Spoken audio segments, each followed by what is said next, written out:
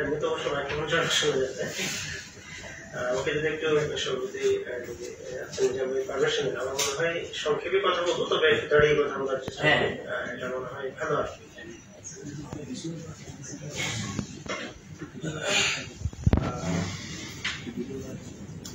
আজকের এই সাহিত্য না আমার মনে হচ্ছে একটু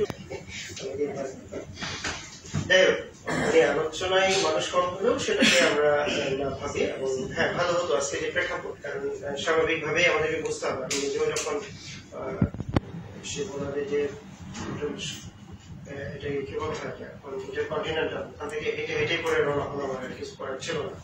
এনিওয়ে, আজকে এই অনুষ্ঠানের সম্মানিত সভাপতি প্রধান অতিথি ডক্টর শেখারুল মাসুদ স্যার, ওনাকে ধন্যবাদ জানাই বিশেষ করে এই কারণেই যে উনি এই সংস্কৃত পরিষদের আয়োজনে শুধু রাজশাহী থেকে আসলে মনে করে যে শুধু এটা চেতনা না, এটা দেশাত্মবোধ এবং একটা জাতিকে জাগ্রত করার জন্য তিনি আমাদের কাছে এসেছেন, এবং যারা উপস্থিত আছেন সবাইকে আন্তরিক অভিনন্দন অভিবাদন শুভেচ্ছা জানাচ্ছি। আমি দীর্ঘ আমাকে আগেই বলা হয়েছিল প্রায় 1 ঘন্টা কথা বলার জন্য, তো আমি এরকম কথা বলবো না, যেহেতু অডিয়েন্সের বিষয়গুলো মাথায় রেখে এবং পারিপার্শ্বিক বিষয়গুলোকে খেয়াল রেখে আপনাদের হয়তো আমার বক্তব্যটা খুব ভালো নাও লাগতে পারে, কোনো প্রশ্ন আসতে পারে, সেই প্রশ্নগুলো অবশ্যই আমি আমার পক্ষ থেকে চেষ্টা করবো জবাব দেওয়ার জন্য। কারণ আমরা যদি যে কোনো একটা কথা আমি বিশ্বাস করি, সেটা হচ্ছে যে ইন্টারাকশনটার মধ্যে দিয়ে, অর্থাৎ কোয়েশ্চেন আনসার সেশনটা হচ্ছে সবচেয়ে গুরুত্বপূর্ণ, যেখানে বিষয়গুলো আমরা পরিষ্কার হতে পারি। তো আজকে যে বিষয়টা নিয়ে আমার কথা বলার কথা সেটা হচ্ছে ফররুখ আহমেদের সাংস্কৃতিক পরিচয় ও আত্ম অনুসন্ধান। প্রথম কথা হচ্ছে যে আমরা ফররুখ আহমেদকে অবশ্যই আমরা আমাদের মতো করে জানি, আমরা বিশ্বাস করি, কিন্তু যে বিষয়টা স্যার নিজাম ভাই বলেছেন সাংস্কৃতিক পরিচয় এবং আত্ম অনুসন্ধান, আমার মনে হয় যে 1757 সালের পরে আমরা যে দৈন্যতার মধ্য দিয়ে যাচ্ছি সেটার মূল কারণটা হচ্ছে যে আমরা আমাদের আত্ম অনুসন্ধানে কখনো মানে আত্মমনোনিবেশ করার যে প্রয়োজন সেটা করিনি, বিচ্ছিন্ন ভাবে করেছি, অথবা অনেক সময় আমরা উপলব্ধি করতে পারার কারণেও পেরেও যে পরিপার্শ্বিকতার কারণে হোক, ব্যক্তি স্বার্থের কারণে, গোষ্ঠীর স্বার্থের কারণে হোক, সেই জায়গায় আমরা আসলে কাজ করিনি। আমাদেরকে একটা জিনিস মনে রাখতে হবে, আমি আগে বলছি একাডেমিক ডিসকোর্স এর কথা বলবো, আমার হয়তো প্রবন্ধে যা আছে তার অনেক কিছু মিস্টেক করে যাবো, পরবর্তীতে ইনশাআল্লাহ আপনাদের হাতে এটা পৌঁছে যাবে আর পরিচালিত ভাবে। আমরা যেটা বলতে চাচ্ছি সেটা হচ্ছে যে আমাদের কয়েকটা কথা একটু মনে রাখতে হবে, যে 1757 সাল থেকে 1947 এইটুকুকে যেমন আমরা গুরুত্ব দেবো, এট দ্য সেম টাইম আমাদের 1947 সাল থেকে 1971 এবং 71 থেকে এখন এই 3টা পর্বের সাথে একটা ধারাবাহিকতা আমাদেরকে মেলাতে হবে। আমাদেরকে মনে রাখতে হবে যে 1757 সালে আসলে আমরা কি হারালাম। আমরা প্রায় বলে থাকি যে বাংলাকে হারালাম, এবং 1857 সালে মানে ব্যর্থ স্বাধীনতার যে বিপ্লব ছিল, এটাকে ব্যর্থ যদিও বলা ওই আঙ্গিকে ঠেকা হবে না, অর্থাৎ সিপাহী বিপ্লব যেটাকে আমরা বলে থাকি, সেই সময়ের মধ্য দিয়ে আমরা পুরো ভারতকে হারালাম। শুধু তাই নয়, আমাদেরকে মনে রাখতে হবে যে পৃথিবীর বিভিন্ন দেশে যে জাতিসত্তার পরিচয় ছিল, সেই পরিচয়গুলো কিন্তু বিলীন হয়ে যায় এই 1757 সালের পরিচয়ের মধ্য দিয়ে। তারও আগে আমি একটু ধারণা দিতে চাই, ফররুখ আহমেদ সম্পর্কে আমি কম কথা বলবো এই জন্যই যে আমি সাংস্কৃতিক পরিচয় আত্ম অনুসন্ধানের মূল জায়গায় কোথায় আমাদেরকে কাজ করতে হবে সেই জায়গাটাই আমি ফোকাস করতে চাই। আমাদেরকে একটা কথা মনে রাখতে হবে, 1757 সালের আমরা ফরহাদ মজারের একটা লেখার মধ্যে দিয়ে আমরা অনেক আগে পেয়েছি যে তিনি দাবি করেছেন ঐতিহাসিক ভাবে 1757 সালে যখন সিরাজউদ্দৌলার পতন ঘটে, বাঙালিদের 30 বছর সময় লেগেছিল কেবলমাত্র যে সিরাজউদ্দৌলার পতনের কারণে আমরা কি ধরনের সমস্যার সম্মুখীন হতে যাচ্ছি সেই কথাটা। তার একটা এক্সাম্পল আমরা দিই, আমাদের মনে হয় অনেকেরই মনে আছে 2006 সালে যখন 1/11 ঘটে গেল, আমার খেয়াল আছে আমি তখন উত্তরায় যে আজমপুরে বসবাস করতাম, ঠিক পরের দিন ঘুম থেকে উঠে যখন এই সিচুয়েশন আসলো, মানুষের মধ্যে আনন্দ উচ্ছ্বাস আমি দেখেছি, কিন্তু 2 মাস না যেতে মানুষের মধ্যে এসেছে আস্তে আস্তে যে আমরা আসলে কি হারাতে যে না, এবং তার ধারাবাহিকতা কিন্তু আজকের এই মুহূর্তে দাঁড়িয়ে আছে। তার মানে হচ্ছে কি, আমরা সত্যিকার অর্থে আমাদের জায়গাগুলো থেকে ইতিহাস থেকে কখনো শিক্ষা নেব। এখন ফররুখ আহমেদের সাথে সাংস্কৃতিক পরিচয়ে এই অনুসন্ধানগুলো আমাদের কেন করতে হবে, এই প্রশ্নগুলো আমরা নিজেদের মধ্যে আরেকবার রাখি। আমাদেরকে রাখতে হবে একটা কারণ আছে, যে আমি যে কথা বলছিলাম মানে 1757 সালের পর্যায়ের পরে আমরা যে ক্ষতিগ্রস্ত হই, সেই ক্ষতিগ্রস্তের পূর্বে আমাদেরকে একটা কথা মনে রাখতে হবে যে লর্ড ক্লাইভরা যে কাজ করে থাকেন বা ব্রিটিশ ইস্ট ইন্ডিয়া কোম্পানি যে কাজ করে থাকেন, সেটা হচ্ছে সাংস্কৃতিক আগ্রাসনের দিকে বা সাংস্কৃতিক আমাদের যে রুট ছিল, শিকড় ছিল, সেটাকে কিন্তু আস্তে আস্তে করে কাটা শুরু করে। সেই জায়গাটি আমরা বুঝতে পারিনি।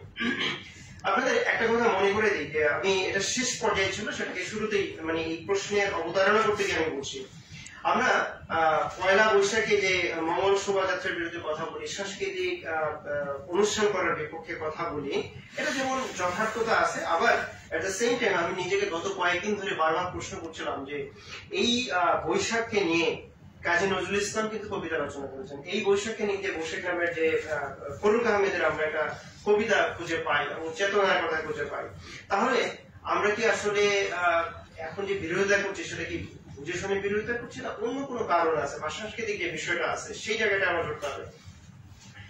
তো আসুন আমরা বলছি যে ফরুক আহমেদ হচ্ছে স্বাধীন, মানে আমরা এই আরেকটা কথা একটু খুব স্পষ্ট করে বলি, যারা আমরা সাহিত্য চর্চা করি এটা জানি যে পশ্চিমা সাহিত্যগুলোর যখন আমরা কাল বা যুগকে আমরা নির্ধারণ করে থাকি, আপনি দেখবেন যে ইংরেজি সাহিত্যকে বলা হয় প্রাচীন কাল, যেটাকে আমরা অ্যাংলো স্যাক্সন এজ বলে থাকি, তারপরে মেডিয়েভাল এজ বলে থাকি, তারপরে এলিজাবেথান পিরিয়ড, এরপরে আমরা বলছি যে নিউ ক্লাসিক্যাল এজ, বা এইভাবে অনেকগুলো ছোট ছোট সেগমেন্টেশন, ভিক্টোরিয়ান, মডার্ন বা পোস্ট মডার্ন। কিন্তু আপনি যখন বাংলা সাহিত্যের দিকে আসবেন, সে বাংলা সাহিত্যের দিকে আসার সময় আমাদেরকে খেয়াল করতে হবে, আমরা যে জিনিসটা খেয়াল করছি সেটাকে আমরা কিভাবে দেখানোর চেষ্টা করি, প্রাচীনকাল, মধ্যযুগ এবং আধুনিক কাল হিসেবে আমরা দেখি। কিন্তু আমরা কখনো প্রশ্ন করিনি যে আমাদের মধ্যে কেবলমাত্র তিনটা যুগই আছে কেন। আবার আর একটা মজার বিষয় হচ্ছে, আমার এই প্রবন্ধে আছে, এটা আপনারা পেয়ে যাবেন, খুব যৌক্তিক ভাবেই দেখানো হয়েছে মানে ঐতিহাসিক রেফারেন্স গুলো দিয়ে, যে ইংরেজি সাহিত্যে আমরা যখন আলোচনা করি বা পলিটিক্যালি বা জিও পলিটিক্যাল অ্যাসপেক্টস গুলো থেকে যখন আলোচনা করি, 1901 সাল থেকে আমরা মডার্নিজম বা মডার্ন পিরিয়ডটাকে কাউন্ট করি। কিন্তু বাংলা সাহিত্যকে আমরা 1901 সাল থেকে আসলে আধুনিক যুগের সূচনা করছি না, তার পূর্ব থেকে সূচনা করছি। এই প্রশ্নটা আমরা কেন, যেখানে ওয়ার্ল্ডকে আমরা বলছি যে রেনেসান্স যে বিষয়গুলো এখানে আসবে, যে ফরুকের সাথে রেনেসান্স জড়িত, সো রেনেসান্স এর মধ্য দিয়ে আমরা বলছি যে আধুনিক যুগ এসেছে, তাহলে বাংলায় আধুনিক যুগ আসার পর রেনেসান্স আসলো কেন? এই প্রশ্নটা আসলে আমরা করেছি কিনা আমাদেরকে নিজেদেরকে এইটাও আমাদের মাথায় রাখতে হবে। ফরুক চর্চার ক্ষেত্রে অবশ্যই আমরা খেয়াল রাখবো। আবার ফরুককে যেমন আমরা দেখে থাকি, সেটা হচ্ছে যে রেনেসান্স আমরা বলে থাকি, বা রেনেসান্স বলার ক্ষেত্রে আমি কতগুলো প্রশ্ন অবতারণা করছি, বারবার বলছি ডিসকোর্স এর মধ্য দিয়ে। ফরুককে আমরা প্রায় বলে থাকি রেনেসার কবি বলে থাকি, আবার কেউ কেউ আরো স্পেসিফিক ভাবে ফরুককে মুসলিম রেনেসার কবি বলে থাকে। কিন্তু যখন আমরা রেনেসার কবি বলে থাকি, তখন আমাদেরকে মাথায় রাখতে হবে কোন রেনেসার কথা আমরা বলছি। আসলে আমরা জানি যে রেনেসান্সটা শুরু হয় মূলত, আমরা যদি ঐতিহাসিক ভাবে পলিটিক্যাল এবং যে লিটারারি ভাবে শুরু হয়, যে 14 শতাব্দীতে ইতালিতে শুরু হয়, এরপরে প্রায় 150 বছর পরে সেটা শুরু হয় ইংল্যান্ডে, তারপরে ইংল্যান্ডের পরিব্যাপ্তির মধ্য দিয়ে আসলে আস্তে আস্তে ফরাসি বিপ্লব সহ অন্যান্য যে বিপ্লবগুলো সংঘটিত হয় সারা বিশ্বে ছড়িয়ে পড়ে। এবং বাংলায় কিন্তু আমরা দেখি যে 19বিংশ শতাব্দীর দ্বিতীয়ার্ধেই কিন্তু মূলত এই আমরা রেনেসার বিষয়টা দেখি। তাহলে এখন একটা কথা আছে যে আমরা ফরুক আহমেদকে যখন আমরা রেনেসান্স এই অভিধানে, কারণ রেনেসার সাথে কিন্তু সংস্কৃতি খুবই জড়িত, আমরা বারবার বলছি সাংস্কৃতিক মানে সংস্কৃতিটা আমাদেরকে মিলিয়ে পড়তে হবে। সো আমরা কি আসলে ইটালির বা পশ্চিমা অর্থাৎ ইউরোপের অথবা ইংল্যান্ডের সেই রেনেসার কথা বলছি না? আসলে আবার রেনেসার আরেকটা ধারা আছে, আমরা জানি যে একটা যে 2006 সাল থেকে 2007 সালের দিকে মনে হয় বাংলাদেশে একটা জিজুস একটা সিম বের হয়েছিল গ্রামীণ ফোনে। তো সেই জিজুসের কিন্তু একটা ভাষণ হচ্ছে যে বাংলার যে ইয়ে ছিল মানে মিশন ছিল, সেটা হচ্ছে যে আপনার রেনেসান্সের যে বিষয়টা ছিল সেখান থেকে যে এরা আসলে মানে বর্ণে আচার আচরণে এইভাবে আমরা চিন্তা করি যে হচ্ছে বাঙালি, কিন্তু আমাদের আচার আচরণ, চিন্তা চেতনা বা ধারণা যেগুলো আছে সেটা পুরোটাই হচ্ছে পশ্চিমা ধারণা নিয়ে আসছে। তাহলে ফরুক আহমেদ কি সেটা ধারণ করেছেন, অথবা তিনি যখন সাহিত্য চর্চা করেন 30-এর শেষের দশকে, এবং তাকে আমরা 40-এর দশকেরই মূলত কবি বলে থাকি মানে প্রতিষ্ঠিত ভাবে, সেই সময় কি তিনি সেই রেনেসাকে ধারণ করেছিলেন? এটা আসলে তার কোন সাহিত্যের মধ্যে দিয়ে চলে আসে কিনা। আরেকটি এই প্রসঙ্গে একটা কথা বলে নেওয়া ভালো, সেটা হচ্ছে যে আমরা যখন শাহাবুদ্দিন আহমেদের দীর্ঘ একটি প্রবন্ধ আছে, আমরা জানি বাঙালি মুসলিম রেনেসার কবি ফরুক আহমেদ, এই নিয়ে দীর্ঘ একটা 27 পৃষ্ঠার একটা প্রবন্ধ আছে। আমি সবাইকে অনুরোধ করব যে আমাদেরকে অন্ততপক্ষে এই বিষয়টা অবশ্যই পড়া দরকার। তিনি সেখানে বেশ কয়েকটা পয়েন্ট উল্লেখ করেছেন, যে পয়েন্টে কিছু অংশ আমি এখানে নিয়ে এসেছি। আমরা দেখুন, বাঙালি রেনেসাঁসের একটা অন্যতম কারিগর বা পথিকৃৎ হিসেবে রাজা রামমোহন রায়কে আমরা বলে থাকি। রাজা রামমোহন রায় কি করেছেন? সতীদাহ প্রথা বিলুপ্ত করার জন্য আন্দোলন করেছেন। তিনি হিন্দু ধর্মের যে নানান বিষয়ে সংস্কারের কথা বলেছেন, পৌত্তলিকতার বিরুদ্ধে তিনি আন্দোলন করেছেন। এরকম অনেকগুলো পয়েন্ট, 5টা পয়েন্ট এখানেও আছে। এখন আসেন, আমরা নিজেরা ছোটবেলা থেকে এখন পর্যন্ত যখন এই রেনেসাঁর কথা বলছি, এই সংস্কৃতির কথা বলছি, অথবা এই ধরনের ধারণার কথা বলছি, আমরা যা রাজা রামমোহন রায়কে কখনো প্রশ্নবিদ্ধ করেছি, আসামের কাঠগড়ায় দাঁড় করিয়েছে, বাবা তুমি তো সংস্কার করেছো হিন্দু ধর্মের, তুমি তো পৌত্তলিকতার বিরুদ্ধে কাজ করেছো, তুমি সতীদাহর বিরুদ্ধে কাজ করেছো, এই তিনটার কোনটা আসলে ইসলামে আছে? তিনটার একটাও তো ইসলামকে আমরা খুঁজে পাইনি। যে পৌত্তলিকতার অবসান ঘটে গেছিল রাসূলের সময়ে, যে আমরা বলছি যে সতীদাহ প্রথা ইসলামে কোনো কালই আসলে ছিল না। ইসলাম একটা পরিপূর্ণভাবেই রেনেসাঁস অনেক আগে থেকেই ঘটে গিয়েছিল। বা বহু বিবাহের যে বিধবা বিবাহের একটা প্রসঙ্গ কিন্তু এখানে ছিল। ঈশ্বরচন্দ্র বিদ্যাসাগর সহ এই আন্দোলনটা করেছিলেন। তো বিধবা বিবাহের পক্ষে তো ইসলাম শুরু থেকেই একটা সুন্দর একটা রায় দিয়েছেন। তাহলে আমরা কোন রেনেসাঁসকে নিয়ে আসলে কাজ করছি? সেই প্রশ্নটা শাহাবুদ্দিন আহমেদ করেছেন। আমি নিজেও আপনাদের কাছে রাখতে চাই, যখন ফররুখ আহমেদকে আমরা রেনেসাঁস কবি হিসাবে দেখবো, তখন আমাদেরকে এই প্রশ্নটা আসবে, কারণ এগুলো সংস্কৃতির সাথে জড়িত। আমি বারবার বলছি, সংস্কৃতির জায়গাটায় আমরা আসছি। আরেকটা বিষয় আমরা খেয়াল করতে হবে, যখন মুসলিম রেনেসাঁস কবি বলে থাকি, শুধু স্পেসিফিক করতে থাকি, তাহলে তিনি কোন অংশটাকে নিয়েছেন আসলে? আমরা যখন হাতেম তাই পড়ি, আমরা নিঃসন্দেহে নিঃসংকোচে বলতে পারি হাতেম তাই মুসলিম ছিলেন না, তিনি তো ফ্রি ইসলামিক একজন এরার মানুষ ছিলেন। আমরা এরকম করে সিনবাদের কথা বলে থাকি। সিনবাদ আসলে কে ছিলেন, কিভাবে ছিলেন, তিনি কিভাবে ব্যবহার করেছেন, এই যে রূপ কথাটা আমরা চিন্তা করছি, এই প্রসঙ্গটা আমাদেরকে আসলে চিন্তা করা দরকার। আমরা সেই প্রসঙ্গ আসতেছি। একটি কথা আমাদেরকে কিন্তু সুস্পষ্ট মনে রাখতে হবে, যখন ফররুখ আহমেদকে আমরা মৌলিক কবি হিসেবে বলি বা আধুনিক একজন সচেতন কবি হিসেবে নিয়ে আসি, তখন আমাদেরকে মনে রাখতে হবে টি.এস. এলিয়টের একটা বিখ্যাত এসে আছে, ট্র্যাডিশন এন্ড ইন্ডিভিজুয়াল ট্যালেন্ট। এই কথাটাকে আমাদেরকে ধারণ করতেই হবে। ফররুখ আহমেদ সেটাকে খুব স্পষ্টভাবে ধারণ করেছেন। আমরা অনেকেই জানি ফররুখ আহমেদের যে অনার্স লাইফের শুরুটা কিন্তু ইংরেজি সাহিত্যের মধ্য দিয়েও তিনি অনেক দূর গিয়েছিলেন। ট্র্যাডিশন এন্ড ইন্ডিভিজুয়াল ট্যালেন্টের একটা কথা হচ্ছে যে ট্র্যাডিশন, যে ফররুখ আহমেদ কি করেছেন, তার পূর্ব যুগের বাংলা সাহিত্যে যতগুলো ঐতিহ্যের ধারা ছিল, তিনি প্রত্যেকটাকে কিন্তু ধারণ করেছেন। তিনি সবগুলোকে অনুসরণ করেছেন, কিন্তু তিনি কোনোটা কি অনুকরণ করেননি। এই জায়গাটা হচ্ছে তার মৌলিকত্ব।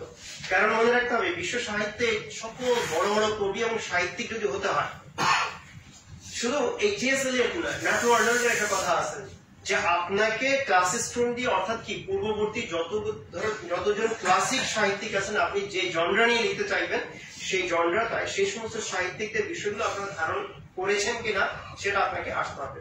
এবার আসেন সাংস্কৃতিক একটা বিষয়ে আমরা আচ্ছা ওই জায়গাটা আরেকটু একটু বলি যে ফররুখ আহমেদ নিঃসন্দেহে মাইকেল মধুসূদন দত্ত বলি, বঙ্কিমের যে সাহিত্যগুলো ছিল, ইভেন কি আমরা মীর মোশাররফ হোসেন বলি, রবীন্দ্রনাথ বলি, অর্থাৎ তার পূর্ববর্তী যারা ছিলেন, জীবনানন্দ, কাউকে তিনি কিন্তু তাদের বিরোধিতা করে কথা বলেন নাই। তিনি তাদেরকে পড়েছেন, জেনেছেন, শুনেছেন, কিন্তু তার পথটা ছিল সম্পূর্ণরূপে আলাদা, সম্পূর্ণরূপে আলাদা। আমাদেরকে একটা চূড়ান্ত কথায় আসতে হবে। সেই কথাটা হচ্ছে এই, আমরা জানি ফররুখ আহমেদের জীবনে 5টা ছোট গল্প আছে, যে 5টা ছোট গল্পের যদি আমরা বৈশিষ্ট্যটা খেয়াল করি, সেই বৈশিষ্ট্যগুলো খেয়াল করে দেখবো তিনি মার্ক্সীয় একটা ধারণায় কিন্তু চলে এসেছেন। মার্ক্সবাদকে কিন্তু প্রমোট করার চেষ্টা করেছেন। ইভেন কি আমরা ফররুখ আহমেদের সেই 5টা গল্পের 2টা গল্পে আমরা খুঁজে পাই এক পর্যায়ে আত্মহননকে তিনি এক জায়গায় সাধুবাদ করেছিলেন, কিন্তু পরবর্তীতে সেই ফররুখ আহমেদের পরিবর্তন হয়েছে। কোন পরিবর্তন, কিভাবে তিনি পরিবর্তন হয়েছেন? আমরা জানি যে একজন মাওলানা আব্দুল খালেকের তিনি যখন সান্নিধ্যে এসেছেন, তখন কিন্তু তার জীবনটা আস্তে আস্তে পাল্টাতে থাকে। নাম্বার 1। নাম্বার 2 হচ্ছে ফররুখ আহমেদ যখন জন্মগ্রহণ করে 1918 সাল, সেই সালটি মূলত ছিল প্রথম বিশ্বযুদ্ধের পরিসমাপ্তির শেষ পর্যায়ে আমরা দেখছি। তিনি যখন একজন যৌবনে পা দিচ্ছেন, বুঝতে শুরু করেছেন, সেই সময় দ্বিতীয় বিশ্বযুদ্ধের ডামাডোল প্রায় বেজে গিয়েছিল। শুধু বেজে গিয়েছিল না, সেখানে আপনাকে মনে রাখতে হবে ব্রিটিশ তোষণ একটা বিষয় ছিল, একটা পক্ষ ব্রিটিশ তোষণে ছিল, একটা পক্ষ ব্রিটিশদের বিরুদ্ধে ছিল, আরেকটা পক্ষ ছিল ভারতীয় জাতীয়তাবাদের পক্ষে, আর একটা হচ্ছে ভারতের মধ্যে ভারতীয় মুসলিম জাতীয়তাবাদ। এর পাশাপাশি 1905 সালে যে বঙ্গভঙ্গ হয়, সেই বঙ্গভঙ্গে কিন্তু বাঙালি মুসলিম জাতীয়তাবাদের একটা নতুন জাগরণ কিন্তু তৈরি হয়। আমরা ইতিহাসের এই আলোকটাও জোর করে বলতে পারি না যে 1906 সালে মুসলিম লীগের প্রতিষ্ঠা এই বাঙালি মুসলিমদের মধ্য থেকে স্যার সলিমুল্লাহ খানের হাত ধরিয়ে হয় এবং তার মধ্য দিয়ে একটা জাতীয়তাবাদের সৃষ্টি হয়। সেই জাগরণের যে সময়টা হয়, সেই জাগরণের মধ্যে আরেকজন মানুষকে আপনাদের টেনে নিয়ে আসতে হবে, ইতিহাসের তখন আমরা সংযোগ ঘটাবো, সেটা হচ্ছে বাবা সাহেব আম্বেদকর। যিনি দলিত শ্রেণীর মানুষের জন্য কিন্তু আন্দোলন করেছেন এবং আপনারা জানেন যে তিনি একমাত্র মানুষ যিনি একদিনে প্রায় 10,000 হিন্দুকে, দলিত শ্রেণীর মানুষদেরকে নিয়ে বৌদ্ধ ধর্ম গ্রহণ করেন এবং উইদিন 1 ইয়ারে প্রায় 10 lakh people have been converted into Buddhism। এটা হচ্ছে বাবা সাহেব আম্বেদকর, এবং he was one of the parliamentarians who written the Constitution of India। Not only that, যে আমরা জানি ইতিহাস সাক্ষী দিচ্ছে যে বাবা সাহেব আম্বেদকর তাকে ঠেকানোর জন্য যে ইতিহাসে এই অমুক সত্যটা আমাদেরকে মানতে হবে, সেটা হচ্ছে মহাত্মা গান্ধী প্রায় 17 দিন অনশন করেছিলেন এবং যখন তাকে দিল্লিতে পাঠানো হচ্ছিল, সাক্ষাৎ না করে পিঠ মোড়া দিয়েছিলেন যে এই মহাত্মা গান্ধী অর্থাৎ বাবা সাহেব আম্বেদকরের সাথে আসেন। কেন এই কথাগুলো বলছি? কারণটা হচ্ছে যে এখানে একটা সংস্কৃতির একটা বিষয় আছে। বাবা সাহেব আম্বেদকরের আত্মজীবনীতে তিনি বলেছেন যে আমি মুসলিম হতে পারতাম। তিনি মুসলিমদের সৌন্দর্যের কথা খুব সুন্দরভাবে বর্ণনা করেছেন, যেটা আমাদেরকে জানা থাকা দরকার। তিনি বলেছেন যে ভারতীয় উপমহাদেশ বাংলা যখন মুসলমানরা আসে, যেটা ইতিহাস বলে থাকে যে ইখতিয়ারউদ্দিন, আমরা কিন্তু আত্মগর্ব এইভাবে করি যে ইখতিয়ারউদ্দিন মোহাম্মদ বিন বখতিয়ার খলজি যে লখনৌতে বা বাংলা যখন প্রবেশ করেন, ঘোড়ার কয়েকটা ঘোড়ার যা ঘুরের যে আওয়াজ, এই আওয়াজের মধ্যে এটা ভয় পেয়ে চলে গেছে। এটা একটা নেগেটিভ কনোটেশন। এই কনোটেশনটা দেওয়া হচ্ছে পশ্চিমারা। ইখতিয়ারউদ্দিন মোহাম্মদ বিন বখতিয়ার খলজি আসলে কি হঠাৎ করেই আসলে বাংলা বিজয় করেছিলেন বা তার এই ঘোড়ার আওয়াজে কি আসলে চলে গিয়েছিল? মোটেও কিন্তু তা হয়নি। সেটা কি করা হয়েছিল? তারাই কিন্তু, আমরা যদি বলে থাকি যে ঐতিহাসিক ইবনে বতুতার যে ভ্রমণ কাহিনী, সেই ভ্রমণ কাহিনীগুলো যখন আমরা দেখি, তখন কিন্তু তিনি ধারাবাহিকভাবে বলে যাচ্ছেন যে কোন পর্যায়ে বাংলাদেশের মতো রাষ্ট্রে, বাংলাদেশ বলতে আমি যেটা বলছি পুরো বাংলাকে বা ভারতের বাংলা যেটা অঞ্চল ছিল, এখানে ইসলামের জাগরণ হয়, ধারাবাহিকভাবে আসে।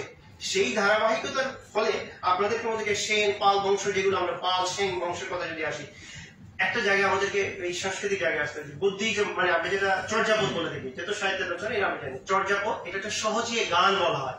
অর্থাৎ বৌদ্ধ ধর্মের যে আত্মস্তুতি করে আমরা যখন গানগুলোকে প্রকাশ করে থাকি, সেগুলোই তো ছিল মূলত। কয়েকটা প্রশ্ন আছে, সেই প্রশ্ন হচ্ছে যে এত বছরে আমরা 49.5টা বলা যায়, 50টা বলা যায় না, যে চর্যাপদের আমরা তো পেয়েছি। সেই চর্যাপদগুলো বেশিরভাগ পেয়েছি নেপালের, আমরা রাজদরবারে পেয়েছি, 2-1টা কম্বোডিয়া বা অন্য জায়গায় পেয়েছে। এখন প্রশ্নটা হচ্ছে বাংলায় লেখা হলো বা বাঙালি বৌদ্ধরা লিখলেন, তাহলে কেন আমরা সেটা পাইনি? কেন সেটাকে ওই বাংলায় একটাও পেলাম না? আবার আরেকটা প্রশ্ন কিন্তু আপনাদেরকে এর সাথে রেলেভেন্ট আসবে যে তারপরে এদের অবসানের পরে আমরা কিন্তু সেন বংশের উত্থান আমরা কিন্তু দেখেছি। সেন বংশের উত্থানের পরে আপনাদেরকে এই জায়গাটা আসবে বৌদ্ধ ধর্মের পতনের জন্য সবচেয়ে ঐতিহাসিক ভাবে আমি এখন পর্যন্ত যে কয়টা সাহিত্যকর্ম পড়েছি, সেই সাহিত্যকর্ম আল মাহমুদ একটা অসাধারণ একটা সাহিত্য সৃষ্টি করেছেন, সেটা হচ্ছে ময়নামতির নেকলেস। আপনারা এই ছোট্ট বইটা যদি পড়ে নিতে পারেন, ঐতিহাসিক ভাবে যে বুদ্ধিস্টের অপকর্মগুলোর কারণে সেনরা কিভাবে বা হিন্দুইজমটা কিভাবে এখানে প্রতিষ্ঠিত হয়, জৈন এবং হিন্দু এই দুটো ধারা একসাথে হয়ে একটা নতুন ধারা সৃষ্টি করে। কিন্তু এই যে আমরা হিন্দু ডাইনেস্টির যে কথাটা বলছি, হিন্দু ডাইনেস্টির মধ্যে সবচেয়ে বড় ব্যর্থতার জায়গাটা হচ্ছে কাস্টের, গোত্রের যে জায়গাটাকে করে, অর্থাৎ আমরা প্রধান 4টা কাস্ট আমরা বলতে গিয়ে হাজার হাজার কাস্ট আছে, নম্র শূদ্র বা আমরা ক্ষত্রিয়, এই সমস্ত জায়গাগুলোকে নিয়ে এসেছিলাম। সেই জায়গাটা আমরা যাচ্ছেন, কিন্তু মুসলমানরা এসে যে জায়গাটাকে করতে পেরেছেন, অর্থাৎ এই দেশে যারা পীর এসেছিলেন বা আফগানিস্তান থেকে ইসলামের প্রচারকরা এসেছিলেন, ইসলাম প্রচারকরা আমরা বলবো, যেমন ইসলাম প্রচারকরা কিন্তু সবাই রাজনীতিবিদ ছিলেন, যেটা আমাদের আফসানি জারমাই বলছিলেন যে সংস্কৃতির সাথে সোজা তো ছিলেনই। একটা ইনফরমেশন আজকে দিই, এগুলোর সাথে কিন্তু আমাদের জড়িত, কারণ আমরা বলছি যে সাংস্কৃতিক পরিচয় এবং আত্ম অনুসন্ধানটা আগে করে তারপর সাংস্কৃতিক জায়গাটা আমরা যাচ্ছি। খান জাহান আলীর উপরে, আমি ওই ভদ্রলোকের নাম মনে গেছি, ইত্তেফাকের একজন সিনিয়র সম্পাদক ছিলেন, তাকে তার বাড়িতে সম্পর্কের জন্য তার মেয়ের জামাই মেরে ফেলেছে 7-8 বছর আগে।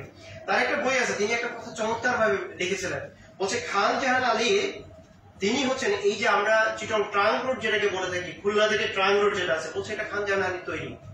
তিনি যে দিঘিগুলো খনন করেছেন, কোন প্রেক্ষাপটে করেছেন সেটা আছে। তাহলে দেখেন, আমরা কিন্তু আজকে মুসলিমরা সেটা জানি না যে খুলনা থেকে চিটং পর্যন্ত যে রোডটা তৈরি করা হয়েছে সেটা একজন মুসলিম শাসক তৈরি করেছিলেন। সেই হ্যাঁ তার মুদ্রা ছিল, অর্থাৎ চট্টগ্রামের সাথে বাণিজ্যিক ভাবে সেটাও কিন্তু পোর্ট ছিল। আপনারা জানেন যে আমরা ষাট গম্বুজ মসজিদের ওই পাটটা তো একটা সামুদ্রিক বন্দর ছিল, এই দুইটা বন্দরে কানেকশন করার জন্য স্থলপথে তিনি এই রাস্তাটা তৈরি করেছিলেন। তাহলে আমাদেরকে কিন্তু এই জায়গাটা কিন্তু হাত দিতে হবে যে আমাদের আত্ম অনুসন্ধানের জায়গাটা এখন আছে। আমরা যখন বলছি আজকে এই রাস্তা এইভাবে তৈরি হয়ে গেছে, তার মানে হচ্ছে কি আমাদের যে একটা অরিজিন ছিল, আমাদের যে একটা শাসন ব্যবস্থা ছিল। আপনারা যারা ষাট গম্বুজে গিয়েছেন সেখানেও কিন্তু দেখেছেন তিনি শাসন কার্যটা কোন আসনে বসে করতেন, কিভাবে করতেন। আপনারা যদি স্থানীয় জনগণের সাথে কথা বলেন অনেক কিছু সেখান থেকে বেরিয়ে আসে। বাট আজকে আমরা দেখি এই যে এই কালা পাহাড় ধলা পাহাড় কি জানি আছে, এটা দিয়ে আমরা ব্যবসা করছি, আমরা সেই জায়গায় চলে এসেছি। আসেন এবার মানে আমরা যেই জায়গাটা আসলাম, ফরুক আহমেদের ঐতিহ্য চেতনার যে কথাটা আমি ধরে একটা কথা বলছি, ফরুক আহমেদ কিন্তু অসাধারণ একটা জিনিস তৈরি করেছেন, যে কথাটা ফরুক আমরা যারা পাঠক আছি বা ফরুক প্রেমী বলে থাকি, ফরুক অনুসারীও বলতে পারি, তারাও কিন্তু সে কথাটা উচ্চকিত ভাবে আমরা বলি না। সেটা হচ্ছে ফরুকে পুঁথি সাহিত্য নিয়ে তিনি যে আধুনিকায়ন করেছেন, পুঁথি সাহিত্যকে নিয়ে এসেছেন। এখন আসেন পুঁথি সাহিত্যকে আমরা যখন আহমদ শরীফের লেখায় বা হুমায়ুন আজাদের লেখায় তারা বলছেন বটতলা সাহিত্য, এটা আপনারা সবাই জানেন যে এটাকে ছড়ে ফেলা হয়েছিল, এবং এই বটতলা সাহিত্য তারা করেনি, ব্রিটিশরা বলে দিয়েছেন এবং তারা সেটাকে প্রতিষ্ঠিত করেছেন। কিন্তু ফরুক আহমেদ পুঁথি সাহিত্যকে কেন আসলে নিয়ে এসেছেন, আমি একটা তথ্য দিই। জ্ঞান 3400 নামের একটা ছোট্ট প্রবন্ধ আপনারা খুঁজে পাবেন, এটা বাংলা সাহিত্য অসম্ভব রয়েছে। ফার্ডিনান্ড শ্বশুর তিনি একজন অসম্ভব স্কলার, আধুনিক ভাষাতত্ত্বের জনক তাকে বলা হয়। তিনি সাইন স্ট্রাকচার এন্ড প্লে অর্থাৎ ভাষাতত্ত্বের মূল নিগুড় যে রহস্যটা আবিষ্কার করেন সেটা তাকে দেওয়া হয়। কিন্তু 2008 সালে ঢাকা বিশ্ববিদ্যালয়ে একটা সেমিনারে তখন ওই পুঁথি সাহিত্যটা গোলাম মুর্তজা সেটাকে নিয়ে আসা হয়েছিল এবং দেখানো হয়েছিল যে যখন সাইন স্ট্রাকচার প্লে এই সাহিত্যটা তৈরি করে তারও অনেক আগে সেই মানে ভাষাতত্ত্বের নিগুড় যে জায়গাটা আছেন আমাদের একজন বাঙালি মুসলিম সেটাকে আবিষ্কার করেছেন ভাষা তত্ত্বের মূল জায়গাটা। তাহলে সেটাকে আমরা তো ফোকাস করতে পারি না। ঠিক তেমনি ভাবে পুঁথি সাহিত্যকে নিয়ে আমরা যখন আলোচনা করব আমাদের আত্ম অনুসন্ধান বা সাংস্কৃতিক যে জায়গাটা আছে এটা খুঁজে পাবো। পুঁথি সাহিত্যকে কেন এটাকে পুঁথি সাহিত্য বলা হয়, ওখানে ছোট্ট একটা কথা বলা হয়, সেটা হচ্ছে মিশেল ভাষা, যে আরবি ফার্সি বাংলা সবকিছুর একটা মিশেল ভাষা করে দোভাষী, এটাকে তারা বলছেন দোভাষী একটা সাহিত্য। এই জন্য এটাকে দোভাষী সাহিত্যটা কোনটা পৃথিবীতে আমি যদি বলে থাকি গত 1000 বছরে এমন একটা ভাষা আপনি খুঁজে পাবেন না, একসেপ্ট করান আমি আগে বলছি যে এমন একটা ভাষা খুঁজে পাবেন না যার সাথে সংমিশ্রণ ঘটে না, যেটা 2 বা 3 বা 4টা 5টা ভাষা সংমিশ্রণে ঘটে না। এই সংমিশ্রণটা কেন ঘটেছে? সংস্কৃতির কারণেই ঘটেছে, ব্যবসায়িক কারণে ঘটেছে। পুঁথি সাহিত্য হচ্ছে তেমনই একটা জিনিস। এবার আসেন যে ইতিহাসবিদ মোহাম্মদ বখতিয়ার খলজির যে কথাটাকে আসলাম সেটার সাথে এটার সাথে সম্পর্ক আমরা গড়ে নিতে পারি।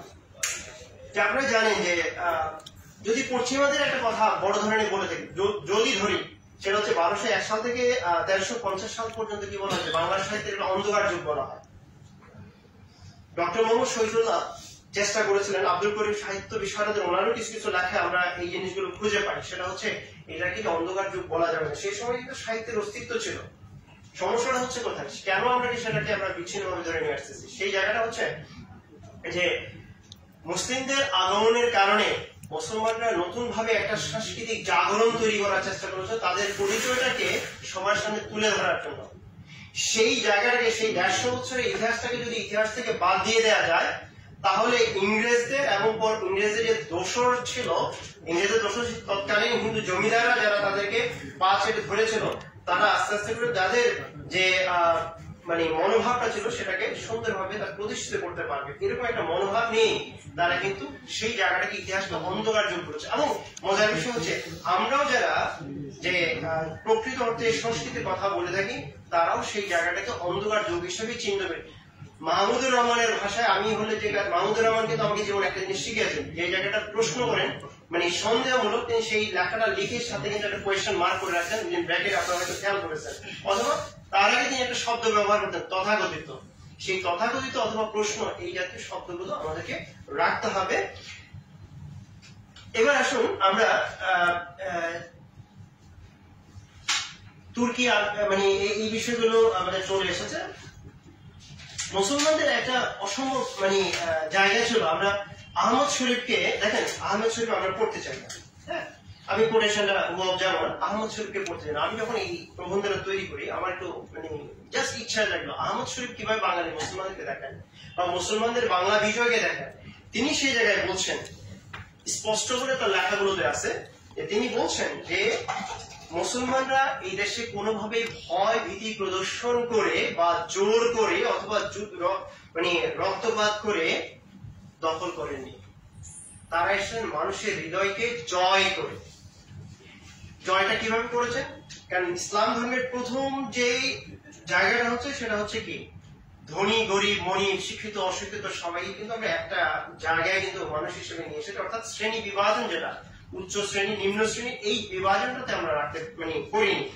সেই বিভাজনটা না থাকার কারণে মানুষের মধ্যে একটা আত্মবিশ্বাস জন্ম নিয়েছে যে আমি ইসলাম ধর্মে গেলেই আমার মধ্যে কি আসবে।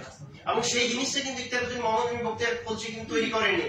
ইখতিয়ারউদ্দিন মোহাম্মদ বিন বখতিয়ার খলজির আগে যারা ইসলাম প্রচারক ছিলেন, এই শাহজালাল বলি শাহ আব্দুল বলি বা অন্যান্য যারা এসেছেন তারও আগে অনেক আগে এসেছিলেন, তাদের আচার আচরণের কারণে কিন্তু তাদের মধ্যে সে আত্মবিশ্বাস ছিল। কেবলমাত্র একটা নেতা দরকার ছিল যিনি ডাক দেবেন। তিনি যখন ডাক দিয়েছেন সেই ডাকের মধ্যে দিয়ে চলে এসেছে। সেই কথাটা ফররুখ আহমেদকে কিন্তু তার কাব্য সাধনার মধ্যে দিয়ে বলার চেষ্টা করেছিলেন। একটু বলি প্রত্যুষে প্রাপ্ত জন শওকত আলী উপন্যাস আছে যে ভাই যেটা বলেন এটা তো সেম ভাবে দেখা যাচ্ছে। কারণ হচ্ছে আমাদের আমি মাইন্ড করেন না, আমরা অল্প উঠতে পারি, ভাই বলছিলেন যে অল্প সংখ্যক হলেই ভালো, আমিও তাই মনে করি। কিন্তু আমাদেরকে মনে রাখতে হবে যে আমাদের পড়াশোনার যে পরিধিটা আছে এটা বাড়া থাকবে। যেমন সাম্প্রতিক সময়ে একটা চমৎকার আপনাদের জিনিস বলি, এগুলোর সাথে আমাদের জড়িত যে এই গত বছর বাংলা একাডেমি পুরস্কার পেয়েছেন পারভেজ হোসেন, আপনারা অনেকে জানেন। তার একটা উপন্যাসের জন্য আপনাদেরকে প্রয়োজনে চাইলে আমি তার বইটার উপরে একটা দীর্ঘ আলোচনা করেছিলাম। সেটা হচ্ছে যে কি পুরাণ জানি আমার এই মুহূর্তে মনে নেই, যাই হোক সেই পুরাণে, অর্থাৎ এটা হচ্ছে যে আপনার এই সোনারগাঁকে কেন্দ্র করে 400 বছর ইতিহাসকে নিয়ে তৈরি করে, কিন্তু উনি ওখানে বিকৃত করেছেন বলেই পুরস্কারটা পেয়েছেন। আমি ওনাকে ওনার সামনেই প্রশ্ন করেছে যে উনি বলছেন যে মানে ওনার উপন্যাস উনি দাবি করেছেন যারা মুসলিম তৈরি করতো সে বাঙালি মুসলিমরা নিজেরাই নিজেদের হাত কেটে ফেলেছে যাতে ব্রিটিশদেরকে সে মুসলিম কাপড়টাকে দিতে না হয়। সেই জন্য আমি বলছি ইটস গুড, তারা স্বাধীন প্রেমী ছিল বা দেশপ্রেমিক ছিল, ব্রিটিশদের কাছে আত্মসমর্পণ করেনি এবং তাদেরকে সে মুসলিমকে দেয়নি, ভালো কথা। কিন্তু প্রশ্নটা হচ্ছে ইতিহাসে কি এমন কোন সাক্ষী আছে এই আঙ্গুলগুলো কেটে ফেলার জন্য মুসলমানরা বা তাঁতিরা কেটে ফেলার জন্য তাদেরকে একজন ব্রিটিশ শাসকও আক্রমণ করেছে অথবা বাধ্য করেছে যে তোমরা কাঠবো না, তোমরা তৈরি করো? তারা কিন্তু সেটা করেনি। তার মানে হচ্ছে কি ইতিহাসের কোনো এক জায়গায় মানে ঘাটতি আছে, সেই ঘাটতিটা আমাদেরকে দেখতে হবে। নাম্বার 1। নাম্বার 2, উনি আরেকটা জিনিস দেখিয়েছেন যে আপনারা সুলতান সুলেমান একসময় সিরিজটা খুব জনপ্রিয় ছিল, যে সুলতান সুলেমানকে দেখানো হয়েছিল যে নারী লোভী একজন মানুষ হিসেবে দেখানো হয়েছিল।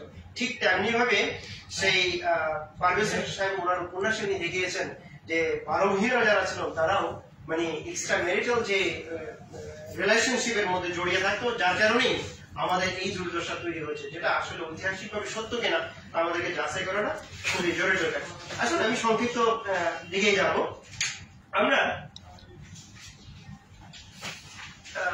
যেটা হচ্ছে যে একটা উদ্ধৃতি আমরা দিতে চাই, আব্দুল মান্নান তালিবের একটা মানে উদ্ধৃতি, আমি দেখবো উদ্ধৃতিটা যাচ্ছেন সামারিটা একটু বলতে চাই।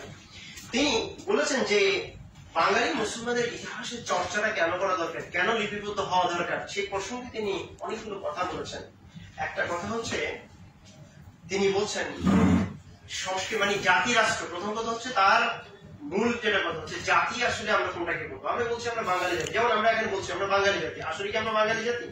প্রশ্নটা কিন্তু আমরা নিজেরাই করি। কারণ একটা কন্ট্রোভার্সিয়াল ইস্যুস আছে যে আমরা কি বাঙালি বলবো না বাংলাদেশি বলবো। যেমন বিএনপি বলে যে আমরা বাংলাদেশের জাতীয়তাবাদে বিশ্বাস করি, আবার আওয়ামী লীগ বলছেন যে আমরা বাঙালি জাতীয়তাবাদে বিশ্বাস করি, আবার এর বাইরে একটা বলছেন যে আমরা বাঙালি মুসলিম জাতীয়তাবাদে বিশ্বাস করি। এই তিনটাকেই যদি আমরা সত্য ধরে নিই, এবার একটা পাল্টা রিসপন্স আপনাদেরকে মানে প্রশ্ন করি, কখন কি কাউকে মানে বলতে শুনেছেন, কোন হিন্দুকে বলতে শুনেছেন, অথবা আমরা বলতে শুনেছি বাঙালি হিন্দু জাতীয়তাবাদ? এটার কি অস্তিত্ব আসলে আছে? কোথাও কিন্তু আমরা সেই অস্তিত্বটা দেখতে পাই না। এটা একটা বড় প্রশ্ন আমাদের রাখতে হবে। আবার সংস্কৃতির সাথে দেখেন এক জাতি রাষ্ট্রে কিভাবে তৈরি হচ্ছে। আমরা অনেক সময় বলে থাকি যে ভাষাতাত্ত্বিক ভাবে একটা রাষ্ট্র তৈরি হতে পারে, এটা কি আসলে আমরা মেনে নিতে পারি? দেখেন পুরো আরব রাষ্ট্রের মধ্যে একটা রাষ্ট্র ছাড়া ইরানকে যদি বাদ দিয়ে সবাই কিন্তু আরবিতে কথা বলে, কিন্তু তারা কিন্তু সবাইকে কিন্তু ঢালাওভাবে আমরা আরব বলছি না। আবার জাতিগত ভাবে তারা কিন্তু বিভক্ত। তাহলে বিভক্তির কারণটা কোথায়? নিশ্চয়ই কোনো না কোনো জায়গায় কারণ আছে, সেটা হচ্ছে সংস্কৃতি। এখন এই সংস্কৃতিটাকে আমরা কিভাবে দেখি? সংস্কৃতির যে অংশটা আমরা যদি চিন্তা করি, তাহলে আবুল মনসুর আহমেদের কাছে যেতাম। আবুল মনসুর আহমেদের আমি এটাও আপনাদেরকে অনুরোধ করব, সেটা হচ্ছে বাংলাদেশের কালচার। এই বইটা আমার মনে হয় যে আমাদের প্রত্যেকেরই পাঠ করা দরকার, প্রত্যেকের। যেমন একটা কথা বলি, যখন আমরা সন্ধান করবো শহীদ মিনার, তার বই থেকে আমি যদি দিয়ে বলছি যে আমরা সংস্কৃতির কথা যখন বলছি, তিনি বলছেন সাংস্কৃতিক ভাবে এটা সম্পূর্ণ ভুল। মানে কোনটা? শহীদ মিনারের যে নকশাটা আছে, তিনি বলছেন এইভাবে, মিনার মানে হচ্ছে যে মাথা উঁচু করে থাকা, সেটা উচ্চ আসন থাকবে, কিন্তু শহীদের মিনার যেটা আছে মাথাটা নিচু করে আছে। তার মানে হচ্ছে কি, আপনি এমন ভাবে পশ্চিমা দ্বারা আক্রান্ত হয়ে আপনার বীর জাতিকে, বলবীর বল উন্নত মমশির যেটা আছে সেই শিরটাকে আপনি কি করেছেন? নুয়ে দিয়েছেন। অর্থাৎ মিনার বলছে, তিনি বলছেন যে পৃথিবীতে যতগুলো জায়গায় আপনি মিনার ব্যবহার করবেন সব জায়গায় দেখবেন সেটা কি হচ্ছে, একেবারে দাঁড়িয়ে আছে। ইভেন কি হিন্দুরা টেম্পলে যে মিনারটা ব্যবহার করে আপনি দেখবেন সেটাও কিন্তু উঁচু, সেটাও বাঁকা নেই। বলছে আমার শহীদ মিনার কেন বাঁকা থাকে? এই বাঁকাটা হচ্ছে কুর্নিশ করা। ওই যে কি জানে, ধনধান্যে পুষ্প ভরা, মানে সেই গানটার মতো আপনি মাটির দিকে অবনত মস্তকে এসে শিরকি একটা ধারণায় আকীদায় বিশ্বাস করে নেওয়া, সেই জায়গাটায় আবুল মনসুর আহমদ চূড়ান্ত ভাবে বলেছেন। অর্থাৎ আমরা যখন সংস্কৃতির কথা বলবো, আমরা যখন আত্মপরিচয় অনুসন্ধান করবো, এই বিষয়গুলো আমাদের একটু আমরা মাথায় বসে রাখবো। এবার আসেন যে অন্য একটা প্রসঙ্গে আমি খুব জোরালো ভাবে বলতে চাই। রাসূল সাল্লাল্লাহু আলাইহি ওয়াসাল্লাম বেশ কিছু চুক্তি আমরা জানি, আমরা করেছি। সিরাত ইবনে হিশাম থেকে আমি একটা চুক্তির বিষয়ে কথা বলছি, তিনি কয়েকটা পয়েন্ট বলছে, তারপরে এগুলোর ব্যাখ্যা আমরা যাবো। বলছে কিসাস বা রক্তের বদলে রক্তপাত পূর্ববৎ বহাল থাকবে, একটা শর্ত, মানে একটা চুক্তির একটা শর্ত তিনি বলেছেন যে রক্তের বদলে রক্তপাত নেব, মানে এটা বহাল থাকবে। ইহুদি সম্প্রদায় স্বাধীনভাবে নিজের ধর্ম পালন করতে পারবে, পারস্পরিক ধর্মীয় স্বাধীনতা হস্তক্ষেপ করা যাবে না, এটা 2 নম্বরের শর্ত ছিল। তারপরে দেখবেন একটু পরে ভিন্ন কথা আছে, ইহুদি ও মুসলমান পরস্পরের মধ্যে গুরুত্বপূর্ণ সম্পর্ক স্থাপন করবে। ইহুদি বা মুসলমানরা শত্রু দ্বারা আক্রান্ত হলে উভয়ে সমবেত শক্তি দিয়ে তার মোকাবেলা করবে। তার হচ্ছে কুরাইশকে মানে কেউ আশ্রয় দেবে না। মদিনা আক্রান্ত হলে দেশের স্বাধীনতা রক্ষার্থে সবাইকে ঐক্যবদ্ধভাবে মানে প্রতিরোধ করতে হবে। তার হচ্ছে কোন শত্রুর সাথে এক পক্ষ সন্ধি করলে অপর পক্ষ সন্ধি করবে। এবার আমি এই 70 নাম্বার পয়েন্টটাতে আসি। দেখেন আমাদের ব্যর্থতাটা কোথায়। ন্যাটো নেই তো রাশিয়া এবং ইউক্রেনের যুদ্ধ। ন্যাটোর প্রথম এবং প্রধান একটা শর্ত হচ্ছে, ছোট হোক আর শক্তিশালী রাষ্ট্র, যে কোনো একটা রাষ্ট্র যদি এই ন্যাটোর বাইরে কোন রাষ্ট্র দ্বারা আক্রান্ত হয়, তাহলে কি ওটা ধরে নিতে হবে পুরো ন্যাটোর আক্রান্ত হয়েছে এবং তারা সম্মিলিত ভাবে প্রতিরোধ করে তুলছে। দেখেন এই কনসেপ্টটা কিন্তু মুসলমানের নিতে পারিনি। এই কনসেপ্ট গুলো কিন্তু ইয়ের মধ্যে আছে, ফরুক আহমেদের কবিতার মধ্যে আছে। আমি বারবার বলছি যে আজকে বিক্ষোভ বিষয়টা করবো না, বিরত কারণ হবে না, কিন্তু দেখেন এটা কিন্তু ন্যাটো ঠিকই তার এই ধারণা নিয়েছেন, ওনার এই ধারণাটা নিয়েছেন। আমরা ওয়াইসি করেছি, বলছি ওয়াইসি হচ্ছে পৃথিবীর সবচেয়ে ইসলাম ধ্বংসের একটা অন্যতম কারণ আমরা কিছু ওয়াইসির কাছে একটা মিটিং করি, হালুয়া রুটি খাচ্ছি এবং সেখান থেকে চলে আসছি, মুসলমানদের রক্ষার্থে আমরা আসছি না। এরপরে আরেকটা শর্তে এটা ছিল যে ইহুদিদের সাথে দেখেন সম্পর্ক স্থাপনের কথা বলার পরেও আছে, যখন বলছে চোরাগুত্তা বা অন্যান্য যে হামলার বিষয় হলো, তখন আমরা কি ধরনের প্রতিরোধ করবো এই আত্মজীবনীতে বলা আছে। বাট আমরা আসি, এবার আসো যা ফরুক আহমেদের যখন পাঞ্জেরি বা অন্যান্য কবিতাগুলো আমরা যাবো, যাওয়ার আগে একটা কথা, খুব ইসলামিক সংস্কৃতিকে চর্চা করেন এমন একজন মানুষের একটা স্ট্যাটাস দেখেও আমি একটু অবাক হলাম। সে অবাকটা হচ্ছে যে আমাদেরকে ধরে নিতে হবে যে রাসূল সাল্লাল্লাহু আলাইহি ওয়াসাল্লাম যেই সময়ে কাজ করতেন সেই সময় অর্থনৈতিক, সামাজিক এবং গণতন্ত্রের রূপ এবং আজকের অবস্থান একই রকম নেই, সুতরাং আমাদেরকে এটা পরিবর্তনের চিন্তা করতে হবে। এই প্রশ্নটা আমি প্রায় আধা ঘন্টা ধরে নিজেকে প্রশ্ন করার চেষ্টা করলাম। তাহলে রাসূল ইসলামের সেই সময়ের অর্থনৈতিক, গণতান্ত্রিক বা রাষ্ট্র কাঠামোর সাথে আজকের কাঠামো নিঃসন্দেহে অনেক পরিবর্তন। তাহলে এই আমাকে অন্যভাবে চিন্তা করতে হবে। এই প্রশ্নটা তোলার মধ্য দিয়ে রাসূল ইসলামকে আমরা ব্যাকডেটেড আসলে বললাম না, বা তার যে নির্দেশনাগুলো ছিল সেটাকে আমরা প্রশ্ন করিনি। আমার কাছে যেটা মনে হয়েছে যে রাসূল ইসলামের আদর্শিক যে কাঠামোগুলো ছিল সেই কাঠামোগুলোতে আমরা কখনো পরিপূর্ণভাবে প্রবেশ করতে পারিনি, এবং প্রবেশ করতে না পারার কারণে ওই যে তোরা চাস না কিছু কারো কাছে খোদার মদত ছাড়া, এই কথাটা আমরা যখন বলি, এই ফরুক হামিদের এই অংশটাকে যদি আমরা চিন্তা করে দেখি, এই ডায়লগটা আমরা ধরতে পারি। আজকে দেখেন বাংলাদেশে এরকম অনেক ইসলামপন্থী আছেন যারা আমেরিকা কি বলবে, কবে দাওয়াত দেবে, ব্রিটিশ হাই কমিশনার কবে দাওয়াত দেবে, অথবা পশ্চিমের একটা কথা বলেছে পিটার ডি হাস একটা কথা বলেছেন, দেখবেন ইসলামী মনে অসংখ্য মানুষ সেটাকে আমরা পোস্ট করছি। আমরা একবারও বোঝার চেষ্টা করছি না যে এইটাই আমার মানে সংস্কৃতি বলি, আমার বিশ্বাস।